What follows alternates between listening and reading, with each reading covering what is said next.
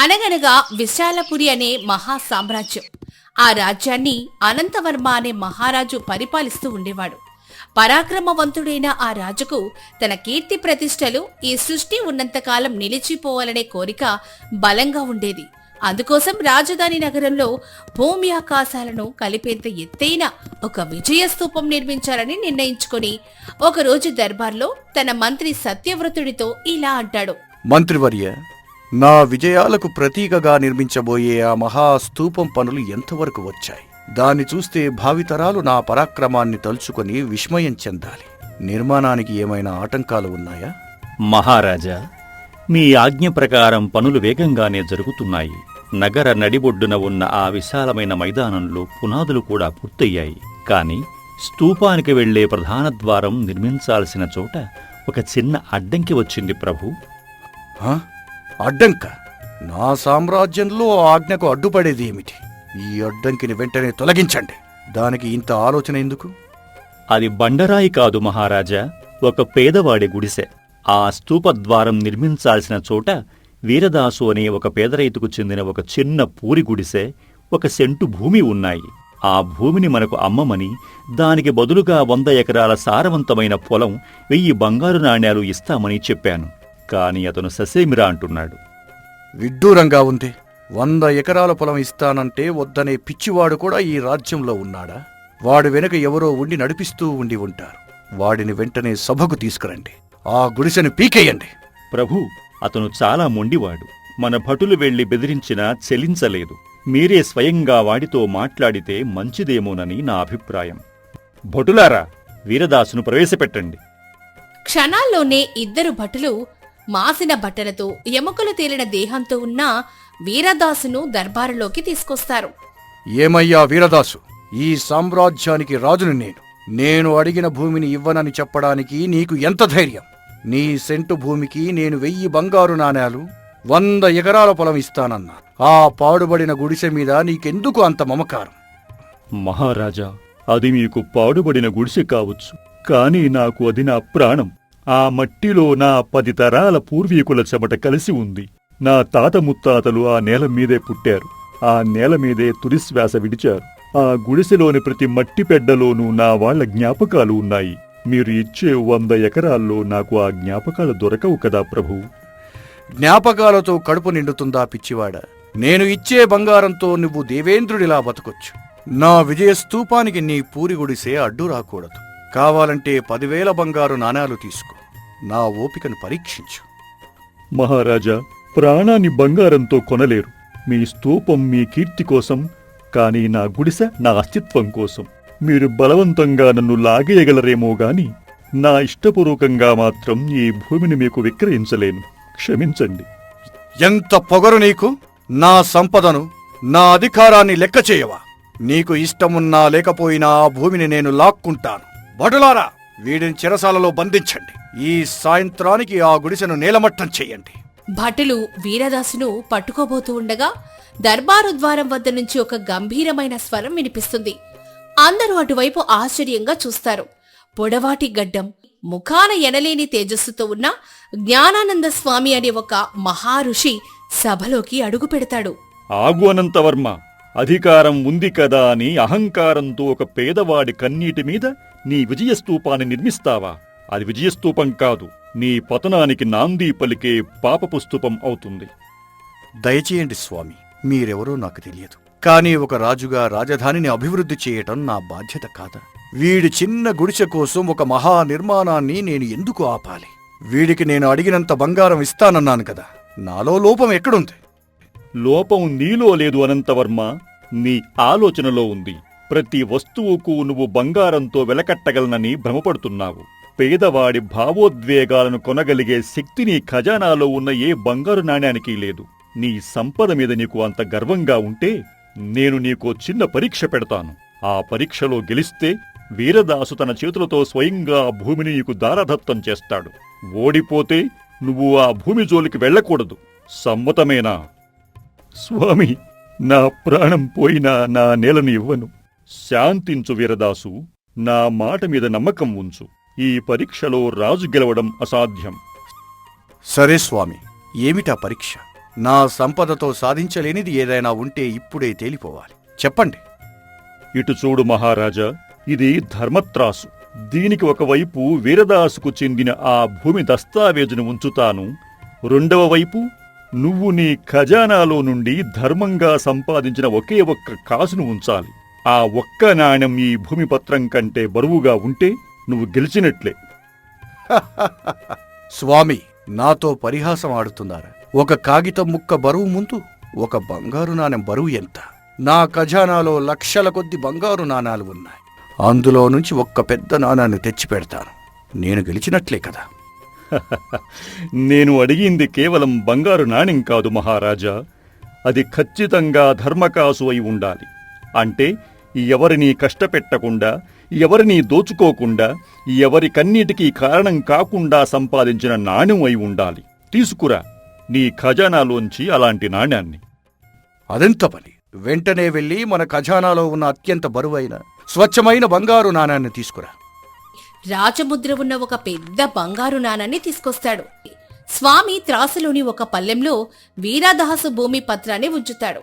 మహారాజు ఎంతో గర్వంగా ఆ బంగారు నాణాన్ని త్రాసులోని రెండవ పల్లెంలో వేస్తాడు. కాని అందరినీ ఆశ్చర్యపరుస్తూ ఆ భూమి పత్రం ఉన్న వైపే త్రాసు కిందకి వంగిపోతుంది. బంగారు నాణెం ఉన్న పల్లెం గాలిలోకి లేచిపోతుంది. ఆ బంగారు నాణానికి అసలు బరువే లేనట్లుగా త్రాసు ప్రవర్తిస్తుంది. ఇదేమి మాయస్వామి? ఒక కాగితం కంటే 10 తులాల బంగారు నాణెం తేలికగా ఉండటమేమిటి? ఈ త్రాసులో ఏదో లోపం ఉంది. త్రాసులో లోపం లేదు మహారాజా, నీ నాణెంలోనే లోపం ఉంది. ఆ నాణెం ఎక్కడిది? మొన్న నువ్వు పొరుగు రాజ్యం మీద దండయాత్ర చేసి అక్కడ అమాయకపు ప్రజలను చంపి వాళ్ల సంపదను దోచుకుని తెచ్చిన నాణెం ఇది. దీంట్లో రక్తం ఉంది, కన్నీరు ఉంది, కాని ధర్మం లేదు.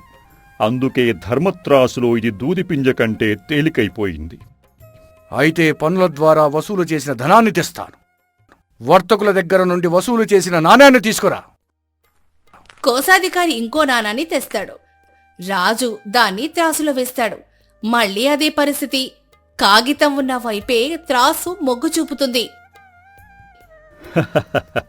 ఇది కూడా ధర్మకాసు కాదు మహారాజా. వర్తకుల మీద నువ్వు మోపిన పన్నుల భారం వల్ల వాళ్లు సామాన్య ప్రజలకు వస్తువులను అధిక ధరకు అమ్మి లాభాలు గడించారు. ఈ నాణెంలో పేదవాడి ఆకలి కేకలు ఉన్నాయి. ఇది కూడా పనికిరాదు. మహారాజుకి చెమటలు పడతాయి. తన ఖజానాలోని రకరకాల నాణాలు తెప్పిస్తాడు. సామంతులిచ్చిన కప్పం, భూస్వాముల నుంచి తీసుకొచ్చిన పన్ను, వడ్డీ వ్యాపారుల నుంచి వచ్చిన ధనం, ఇలా ఏది కూడా త్రాసులో వేసినా ఆ కాగితం బరువును తూగలేకపోతాయి. స్వామి, నా ఖజానాలో ఉన్న ఏ ఒక్క నాణెంలోనూ ధర్మం లేదా?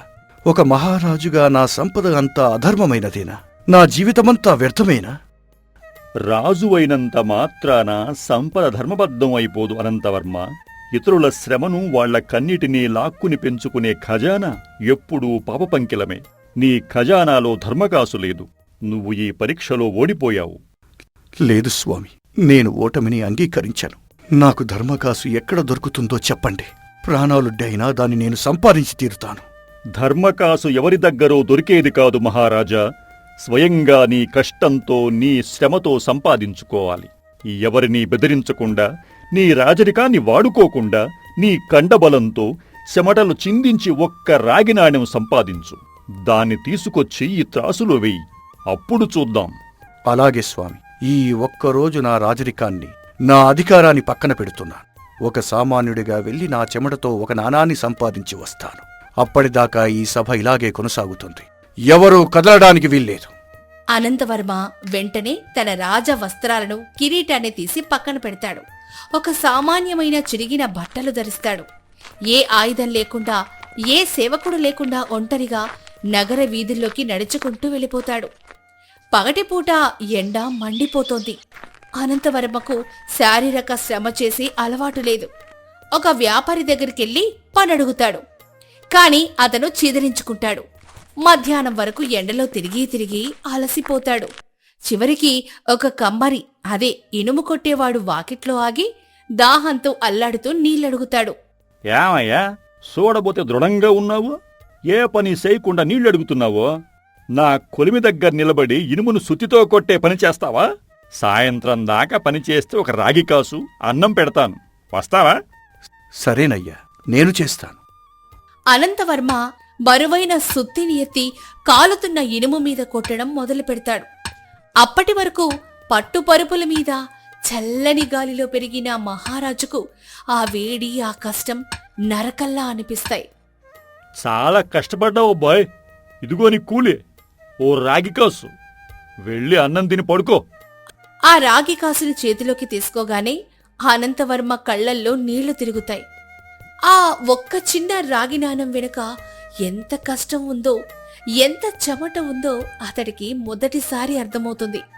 ఆ చిన్న కాసు కోసం సామాన్యులు పడే బాధను స్వయంగా అనుభవిస్తాడు. వెంటనే ఆ నాణ్యాన్ని గుండెలకు హత్తుకొని పరిగెత్తుకుంటూ రాజభవనానికి చేరుకుంటాడు. స్వామి, తీసుకొచ్చాను. నా రక్తాన్ని, నా చెమటను ధారపోసి ఎలాంటి రాజరికాన్ని ఉపయోగించకుండా ఒక కూలివాడిగా ఈ రాగినాణాన్ని సంపాదించాను. ఇది నా ధర్మకాసు. అయితే దానిని ఆ త్రాసులో ఉంచు మహారాజా. అనంతవర్మ వణుకుతున్న చేతులతో నెత్తురోడుతున్న తన అరచేతిలో ఉన్న ఆ రాగి నాణాన్ని త్రాసులోని 2వ పళ్ళెంలో ఉంచుతాడు. ఆశ్చర్యం! ఆ రాగి నాణం పడగానే వీరదాసు భూమిపత్రం ఉన్న పళ్ళెం గాలిలోకి లేచిపోతుంది. రాగి నాణం ఉన్న పళ్ళెం బరువుగా కిందకి వాలిపోతుంది. ఆ ఒక్క రాగి కాసుకే ఆ భూమిపత్రం కంటే ఎక్కువ బరువు వస్తుంది. చూశావా అనంతవర్మ, నీ ఖజానాలోని 1,00,000 బంగారు నాణ్యాలు చేయలేని పని నీ చెమట చుక్కతో సంపాదించిన ఒక్క రాగి కాసు చేసింది. ఇది ధర్మం బరువు, ఇది నిజాయితీ బరువు. ఈ లోకంలో మనిషి నిజాయితీగా చిందించే ఒక్క చెమట చుక్కకు సమానమైన సంపద మరొకటి లేదు. ఈ ధర్మం ముందు ఏదీ సాటిరాదు. ఈ పరీక్షలో నువ్వు గెలిచావు. ఇచ్చిన మాట ప్రకారం వీరదాసు ఈ భూమిని నీకు ఇస్తాడు. నీ విజయస్తూపాన్ని నిర్మించుకో. అవును ప్రభు, మీరు కష్టపడి సంపాదించిన ఆ ధర్మకాసు ముందు నా ప్రాణ సమానమైన భూమి కూడా చిన్నదైపోయింది. ఆ నేలను మీకు సంతోషంగా అప్పగిస్తున్నాను. కాని అనంతవర్మ కళ్ళల్లో నుంచి ధారాపాతంగా కన్నీళ్లు కారుతూనే ఉంటాయి. లేదు వీరదాసు, నా అహంకారం చనిపోయింది. ఈ ఒక్క రాగి కాసు సంపాదించడానికి నేను పడిన కష్టం చూశాక నా ప్రజలు రోజూ ఎంత కష్టపడుతున్నారో నాకు కనువిప్పు కలిగింది. ఆ కష్టాన్ని లాక్కొని వాళ్ల కన్నీటి మీద స్తూపాలు నిర్మించుకోవాలనుకున్న నేను ఒక రాక్షసుని. నాకికపై ఏ విజయస్తూపాలు వద్దు. నీ భూమి నీ సొంతం, దాన్ని ఎవ్వరూ లాక్కోలేరు అని చెప్పి మంత్రి సత్యవ్రతుడిని చూస్తాడు. మంత్రివర్య, ఆ విజయస్తూప నిర్మాణాన్ని తక్షణమే నిలిపివేయండి. నా కీర్తి కోసం కాదు, నా ప్రజల ఆకలి తీర్చడం కోసం ఆ ఖర్చును వినియోగించండి. నగరంలో పెద్ద చెరువును తవ్వించండి. పేదలకు వైద్యశాలలు నిర్మించండి. నేను సంపాదించిన ఈ ధర్మకాసును నా సింహాసనం పైన సువర్ణాక్షరాలతో ప్రతిష్ఠించండి. నా ప్రతి నిర్ణయంలోనూ, నా పరిపాలనలోనూ ఈ కాసు వెనుక ఉన్న కష్టం నాకు గుర్తుకు రావాలి. చిత్తం మహారాజా. నేటి నుండి ఈ విశాలపురి రాజ్యానికి పట్టిన అహంకారపు చీకట్లు తొలగిపోయాయి. మీరు నిజమైన మహారాజు అయ్యారు. శుభం అనంతవర్మ. కళ్ళు తెరిచిన వాడికి చీకటి ఉండదు. నీ ధర్మ పరిపాలన కలకాలం వర్ధిల్లుతుంది అని చెప్పి జ్ఞానానందస్వామి అక్కడి నుంచి నవ్వుతూ నిష్క్రమిస్తాడు. ఆ రోజు నుంచి అనంతవర్మ ఎంతో ధర్మబద్ధంగా తన ప్రజల కష్టసుఖాల్ని తెలుసుకుంటూ ఆ ఒక్క రాగి కాసు నేర్పిన పాఠంతో మహా గొప్ప పాలకుడిగా చరిత్రలో నిలిచిపోతాడు. విన్నారు కదా, పరుల సొమ్మును ఆశించి ఇతరులను కష్టపెట్టి సంపాదించిన లక్షల కోట్ల సంపద కన్నా నీతిగా, నిజాయితీగా కష్టపడి సంపాదించిన ఒక్క రూపాయి ఎంతో విలువైనది, మనశ్శాంతిని ఇచ్చేది. అధికారం, సంపద ఎప్పుడూ శాశ్వతం కాదు, కాని ధర్మం, మన శ్రమ ఎప్పటికీ మన వెంటే ఉంటాయని ఈ కథ మనకి బోధిస్తోంది. ఈ కథ మీకు నచ్చితే మీ మిత్రులతో షేర్ చేయండి. ఇలాంటి మరెన్నో ఆలోచింపజేసే జీవిత సత్యాల కథల కోసం మా ఛానల్ని మర్చిపోకుండా సబ్స్క్రైబ్ చేసుకోండి. ధన్యవాదాలు. అనగనగా మహేంద్రపురం అనే ఒక గొప్ప రాజ్యం. ఆ రాజ్యాన్ని ప్రతాపసేనుడు అనే మహారాజు పరిపాలిస్తూ ఉండేవాడు. అతనికి బలం ఉంది, సంపద ఉంది, విశాలమైన సామ్రాజ్యము ఉంది. కాని వీటన్నిటికంటే ఎక్కువగా అతనికి తన గొప్పతనం మీద విపరీతమైన గర్వం ఉండేది.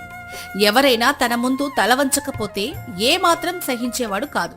తన పొగడ్తలు వినడమే అతనికి ఇష్టం. నిజం చెప్పేవారిని శత్రువులుగా చూసేవాడు. ఒకరోజు రాజదర్బార్లో అద్దంలో తన ప్రతిబింబాన్ని చూసుకుంటూ తన మంత్రి ధర్మదత్తుడితో ఇలా అంటాడు.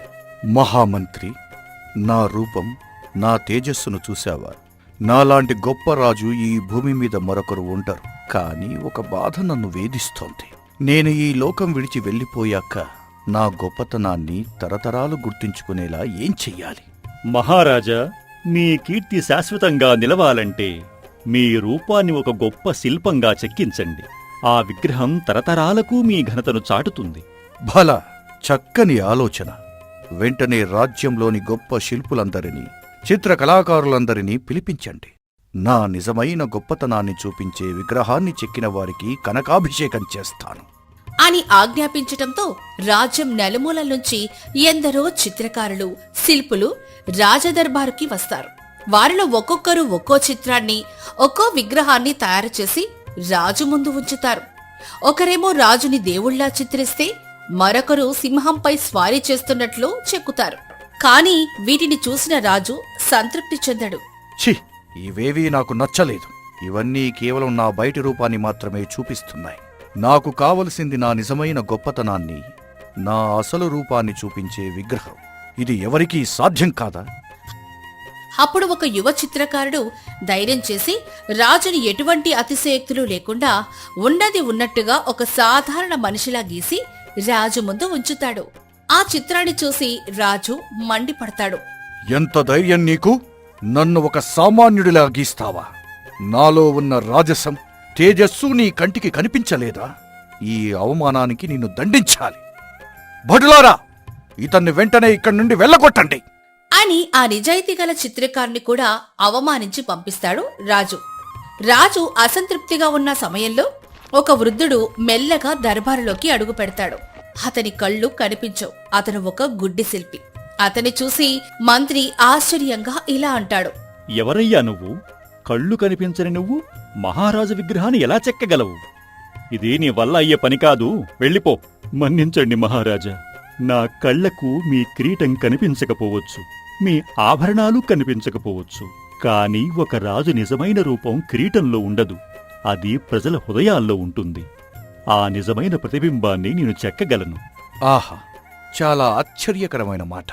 సరే, నీకు ఒక అవకాశం ఇస్తున్నాను. నా నిజమైన ప్రతిబింబాన్ని ఎలా చెక్కుతావో చూస్తాను. నీకు ఎంత సమయం కావాలి? ఈ 1 నెల నేను మీ రాజ్యమంతా తిరిగి మీ ప్రజల మాటలు వింటాను. వారి హృదయాల్లో ఉన్న మీ రూపాన్ని తెలుసుకుంటాను. ఆ తర్వాత మీ నిజమైన విగ్రహాన్ని చెక్కుతాను. మహారాజా, నాకు 1 నెల సమయం ఇవ్వండి. సరే, నీకు 1 నెల గడువు ఇస్తున్నాను. కాని గుర్తుపెట్టుకో, నీ విగ్రహం కనుక నన్ను సంతృప్తిపరచకపోతే నీకు కఠినమైన శిక్ష తప్పదు అని హెచ్చరించి ఆ గుడ్డి శిల్పిని పంపిస్తాడు రాజు. ఆ రోజు నుంచి గుడ్డి శిల్పి తన కర్ర సాయంతో రాజ్యమంతా తిరగడం మొదలు పెడతాడు. గ్రామ గ్రామానికి వెళ్తూ, వీధి వీధిన ప్రజలతో మాట్లాడుతూ వారి మనసులో ఉన్న రాజు గురించి తెలుసుకుంటాడు. ఒక గ్రామంలో పొలం దున్నుతున్న రైతుల దగ్గర ఆగి ఇలా అడుగుతాడు. నాయనా, మీ మహారాజు ప్రతాపసేనుడు గురించి మీరు ఏమనుకుంటున్నారు? ఆయన పరిపాలన ఎలా ఉంది? ఏం చెప్పమంటావయ్యా, మా రాజుకు తన గొప్పతనమే తప్ప మా కష్టాలు పట్టవు.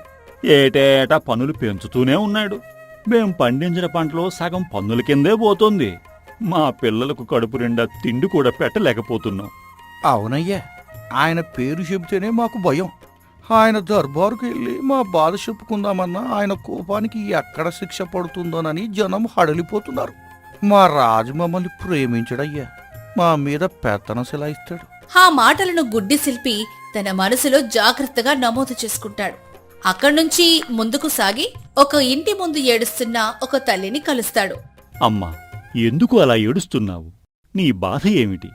అయ్యా, నా కొడుకు పన్ను కట్టలేకపోయాడని రాజభటులు అతన్ని చెరసాల్లో వేశారు. ఒక్క పంట చేతికి రాకపోతే మేమేం చెయ్యాలయ్యా? మా రాజుకి మా కన్నీళ్లు కనిపించవా? ఆయన గుండె రాయైపోయిందయ్యా. అక్కడి నుంచి ముందుకు సాగిన శిల్పి ఒక చిన్న దుకాణం నడుపుతున్న ఒక యువకుణ్ణి కలుస్తాడు. బాబూ, మీ రాజు గురించి నీ అభిప్రాయమేమిటి? ఆయన మీకోసం ఏం చేస్తున్నాడు? నెమ్మదిగా మాట్లాడయ్యా, ఇక్కడ గోడలకు కూడా చెవులుంటాయి. రాజు గురించి ఒక్క మాట తప్పుగా అన్నా సరే ఆ మాట భటుల చెవిన పడితే మన ప్రాణాలకే ముప్పు. మా మహారాజు మమ్మల్ని పాలించడం లేదయ్యా, భయంతో శాసిస్తున్నాడు. ఆయనను నువ్వు కాని మేము కాని ఎప్పుడూ చూడలేదు. ఆయన కరుణ ఎన్నడూ అనుభవించలేదు. ఆ యువకుడి మాటల్లోని భయాన్ని గుడ్డి శిల్పి స్పష్టంగా గ్రహిస్తాడు. ఆ తర్వాత ఒక చెరువు గట్టున సేద తీరుతున్న కొంతమంది కూలీలను కలుస్తాడు శిల్పి. మేము పొద్దున్నుంచి సాయంత్రం దాకా రాజుగారి కోట కట్టడం కోసం రెక్కలు మొక్కలు చేసుకుని పనిచేస్తాం. కాని మాకు సరైన కూలి కూడా దక్కదయ్యా. రాజుగారికి తన భవనాలు తన విగ్రహాలు ముఖ్యం, మా కడుపులు కాదు. మా బాధలు చెప్పుకుందామంటే ఆయన దర్బారు తలుపులు మా లాంటి పేదోళ్ళకి ఎప్పుడు మూసే ఉంటాయి. ఇక మా మొర ఎవరు వింటారయ్యా? ఆ మాటలు కూడా శిల్పి హృదయంలో లోతుగా నాటుకుపోతాయి. ఇలా గ్రామ గ్రామాన తిరుగుతూ ఎక్కడ చూసినా ప్రజల కష్టాలు, భయం, బాధలే గుడ్డి శిల్పికి వినిపిస్తాయి. ఒక్కరంటే ఒక్కరు కూడా రాజును ప్రేమతో గుర్తు చేసుకోరు. అందరి మాటల్లోనూ భయం, ఆవేదన మాత్రమే ఉంటాయి. నెల రోజులు గడిచిన తర్వాత గుడ్డి శిల్పి తాను తెలుసుకున్న ఆ నిజమైన రూపాన్ని ఒక తెల్లని వస్త్రంతో కప్పి రాజదర్బారుకు తీసుకొస్తాడు. దర్బారంతా ఆసక్తిగా చూస్తూ ఉండగా మహారాజు ఇలా అంటాడు. ఆహా, నెల రోజులు ముగిశాయి. ఇక చూపించు నీ శిల్పాన్ని. నా నిజమైన గొప్పతనాన్ని ఈ లోకానికి చాటే ఆ విగ్రహాన్ని ఆవిష్కరించు అని రాజు ఆతృతగా అనడంతో గుడ్డి శిల్పి నెమ్మదిగా ఆ విగ్రహంపై ఉన్న వస్త్రాన్ని తొలగిస్తాడు. ఆ విగ్రహాన్ని చూడగానే దర్బారంతా ఒక్కసారిగా నిశ్శబ్దమైపోతుంది. ఆ శిల్పంలో రాజు ముఖం కఠినంగా, భయంకరంగా ఉంటుంది. అది చూసి రాజు ఆగ్రహంతో ఊగిపోతూ ఇలా అరుస్తాడు. ఏమిటిది? ఎంత ధైర్యం నీకు? నన్ను ఒక రాక్షసునిలా చెక్కావా? నా ప్రజలను నా కాళ్ల దగ్గర భయంతో వణికేలా చూపించావా? ఇది నా అవమానం. వెంటనే ఈ గుడ్డివాడిని శిక్షించండి. మహారాజా, ఒక్క క్షణం ఆగండి. నేను నా ఊహతో ఏమీ చెక్కలేదు. నేను గుడ్డివాడిని. నాకు మీ కిరీటం, మీ ఆభరణాలు కనిపించవు. నేను చెక్కింది మీ ప్రజల హృదయాల్లో ఉన్న మీ ప్రతిబింబాన్ని మాత్రమే. మీ ప్రజలు మిమ్మల్ని ఇలాగే చూస్తున్నారు మహారాజా. వారి కళ్లల్లో మీరు ఒక ప్రేమగల రాజు కాదు, ఒక భయంకరమైన పాలకుడు. మహారాజా, ఆగ్రహం తెచ్చుకోకండి. ఈ శిల్పి కళ్ళు లేనివాడు. మిమ్మల్ని అవమానించడం వల్ల అతనికి ఒరిగేదేమీ లేదు. ఒకవేళ అతను చెప్పింది నిజమైతే ప్రజల మనసులో నిజంగా ఏముందో ఒక్కసారి మీరే స్వయంగా తెలుసుకుంటే మంచిది కదా మహారాజా. మంత్రి మాటలతో రాజు ఆగ్రహం కొంత చల్లారుతుంది. ఆ శిల్పి మాటల్లోని నిజాన్ని నిర్ధారించుకోవాలని, మారువేషంలో తన రాజ్యంలో తిరగాలని నిర్ణయించుకుంటాడు. ఆ రాత్రి సామాన్యుడి వేషంలో నగర వీధుల్లోకి వెళ్తాడు రాజు. అక్కడ ఒకచోట కొంతమంది ప్రజలు గుసగుసలుగా మాట్లాడుకోవడం వింటాడు. మన దగ్గర రాజు న్యాయం దొరుకుతుందని ఆశపడటం వృధా. ఆయనకు తన గొప్పతనమే ముఖ్యం, మన బతుకులు కాదు. నిజమేనయ్యా, ఆయన పేరు వింటేనే గుండె దడదడలాడిపోతుంది. ఇలాంటి రాజు ఉండడం కంటే లేకపోవడమే నయమనిపిస్తోంది. ఆ మాటలకు రాజు మనసు కలిచివేయబడుతుంది. మరి కాస్త ముందుకెళ్లగా ఒక గుడిసె ముందు ఒక వృద్ధుడు తన మనవడికి చెబుతున్న మాటల్ని వింటాడు. బిడ్డ, ఎన్నడైనా రాజుగారి ముందుకు వెళ్లాల్సి వస్తే తల వంచుకునే ఉండు. ఆయన కళ్ళల్లోకి సూటిగా చూడకు నాయన. మన రాజుకు దయ అనేది తెలియదు. ఆయన మాటే ఇక్కడ చట్టం. ఆయన కోపానికి గురైన వాళ్ళు ఎందరో కుటుంబాలతో సహా నాశనమైపోయారయ్యా. ఆ మాటలు విన్న రాజు తనలో తాను ఇలా అనుకుంటాడు. అయ్యో, నా ప్రజలు నాకు ఇంతగా భయపడుతున్నారా? నేను ఎంతో గొప్పవాడిని అనుకున్నాను. కాని నా ప్రజల దృష్టిలో నేను ఒక భయంకరమైన పాలకుడిని మాత్రమే. ఆ గుడ్డి శిల్పి చెక్కిన విగ్రహమే అక్షరాల నిజం. ఆ మాటలు విన్న రాజు గుండె ఒక్కసారిగా బరువెక్కుతుంది. తనను తాను గొప్పవాణ్ణని అనుకున్న తాను తన ప్రజల దృష్టిలో ఒక భయంకరమైన పాలకుడిగా మిగిలిపోయానని అతనికి అర్థమవుతుంది. ఆ గుడ్డి శిల్పి చెక్కిన విగ్రహమే నిజమైన తన ప్రతిబింబమని గ్రహిస్తాడు. భారమైన హృదయంతో రాజమందిరానికి తిరిగొచ్చిన రాజు మరుసటి రోజు దర్బారులో గుడ్డి శిల్పిని పిలిచి ఇలా అంటాడు. ఓ శిల్పి, నన్ను క్షమించు. నీ విగ్రహం నాకు అర్థం పట్టింది. ఇన్నాళ్ళు నేను నా బయటి రూపాన్ని చూసి గర్వపడ్డాను. కాని నా ప్రజల హృదయాల్లో నేను ఇంత భయంకరంగా ఉన్నానని ఎన్నడూ గ్రహించలేదు. ఒక రాజుగా నా కర్తవ్యం ప్రజలను భయపెట్టడం కాదు, వారిని కన్నబిడ్డల్లా కాపాడటం. ఆ విషయాన్ని నేను ఆలస్యంగానైనా తెలుసుకున్నాను. ఈ రోజు నుండి నేను పూర్తిగా మారుతాను. నా ప్రజలు భయంతో కాదు, ప్రేమతో నన్ను గుర్తించుకునేలా పరిపాలిస్తాను. అని ప్రతిజ్ఞ చేసిన రాజు ఆ రోజు నుంచి పూర్తిగా మారిపోతాడు. భారమైన పన్నులను తగ్గిస్తాడు. ప్రజల కష్టాలను స్వయంగా విని వాటిని తీర్చడం మొదలు పెడతాడు. ప్రజల ఫిర్యాదులు వినడానికి దర్బారు తలుపులు ఎప్పుడూ తెరచుంచుతాడు. ఏ పేదవాడినైనా నిర్భయంగా తన బాధను చెప్పుకునే అవకాశం కల్పిస్తాడు. అలా కొంతకాలం గడిచేసరికి ప్రజల హృదయాల్లో రాజు పట్ల ఉన్న భయం పోయి ప్రేమ చోటు చేసుకుంటుంది. కొన్ని సంవత్సరాల తర్వాత రాజు మళ్ళీ ఆ గుడ్డి శిల్పిని పిలిపించి ఇలా అంటాడు. శిల్పి, నువ్వు మరోసారి నా రాజ్యమంతా తిరిగి మా ప్రజల హృదయాల్లో ఇప్పుడు నేను ఎలా ఉన్నానో తెలుసుకొని మరొక విగ్రహాన్ని చెక్కు. ఈసారి నా నిజమైన ప్రతిబింబం ఎలా ఉందో నేను కళ్ళారా చూడాలి అని కోరడంతో గుడ్డి శిల్పి మళ్లీ రాజ్యమంతా తిరుగుతాడు. ఈసారి ప్రజల మాటల్లో భయం స్థానంలో ప్రేమ, కృతజ్ఞత వినిపిస్తాయి. ఆ భావాలతో అతను కొత్త విగ్రహాన్ని చెక్కి దర్బారుకి తీసుకొస్తాడు. ఆ విగ్రహాన్ని ఆవిష్కరించగానే దర్బారంతా సంతోషంతో నిండిపోతుంది. ఆ శిల్పంలో రాజు ముఖం ప్రశాంతంగా, ప్రేమగా ఉంటుంది. ఆ రాజు చెయ్యి ఒక పేదవాడి తలపై ఆశీర్వాదంలా ఉంటుంది. అది చూసి రాజు కళ్ళు ఆనందంతో చెమురుస్తాయి. ఇదే నా నిజమైన ప్రతిబింబం. ఒక రాజు గొప్పతనం అతని కిరీటంలో కాదు, అతని ప్రజల హృదయాల్లో ఉంటుందని ఈరోజు నాకు అర్థమయ్యింది. శిల్పి, నువ్వు నాకు నేర్పిన పాఠం నేను జీవితాంతం మర్చిపోను. మహారాజా, ఒక మనిషి నిజమైన రూపం అద్దంలో కనిపించదు. అది అతని చుట్టూ ఉన్నవారి కళ్లల్లో, వారి మాటల్లో ప్రతిబింబిస్తుంది. కళ్ళు ఉన్నవారు ఎందరో చూడలేని ఈ సత్యాన్ని కళ్ళు లేని నేను చూడగలిగాను మహారాజా. మీరు ఆ నిజాన్ని గ్రహించారు. అదే మీ నిజమైన గొప్పతనం. గుర్తుంచుకోండి ప్రజలారా, మన నిజమైన ప్రతిబింబం అద్దంలో కనిపించే మన ముఖం కాదు. మనం ఇతరులతో ఎలా ప్రవర్తిస్తామో, వారి హృదయాల్లో మనం ఎలా నిలిచిపోతామో అదే మన అసలైన రూపం. అధికారంతో భయపెట్టి సాధించే గౌరవం తాత్కాలికం, కానీ ప్రేమతో, న్యాయంతో సంపాదించే గౌరవం శాశ్వతం.